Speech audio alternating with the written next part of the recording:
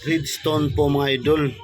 Baka po may idea po kayo at alam kung ano pong klase ito. Hindi ko po alam, pero sa mga nakikita ko po mga nasa vlog, binubuksan po nila ito, tinatabas.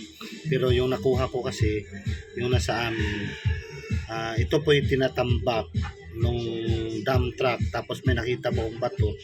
Tapos yung naulan na nabasa siya, kulay pula. Tapos baka po meron kayong alam at mabigyan po kami ng idea kung ano po ito, lalo na sa mga eksperto po rito sa mga bato, kasi may sinasabi nila mga redstone, mga ruby, mga ganon.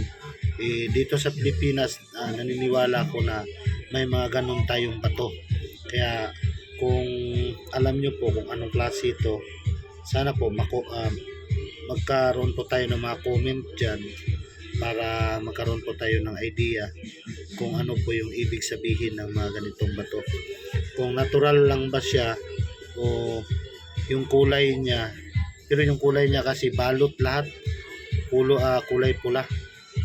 Kaya gusto ko sana malaman kung ano pong ano natin dito.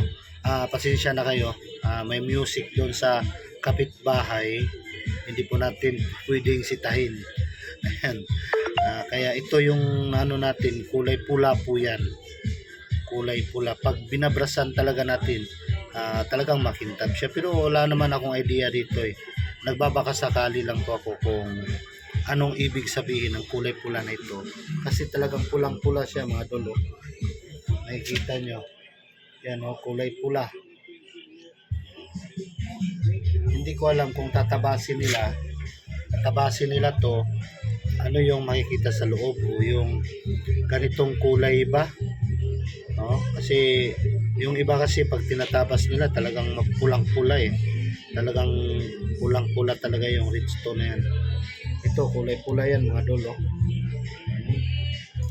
Yan, okay, yan po yung nakita natin na bato na nung tinambak doon sa area, tapos nakita natin tong bato na to.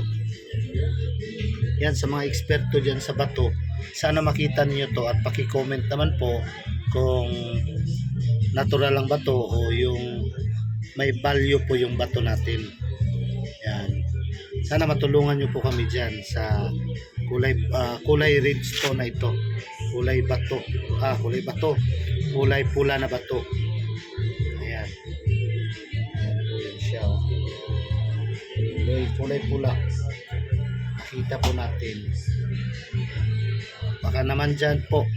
Maraming salamat po. Thank you for watching.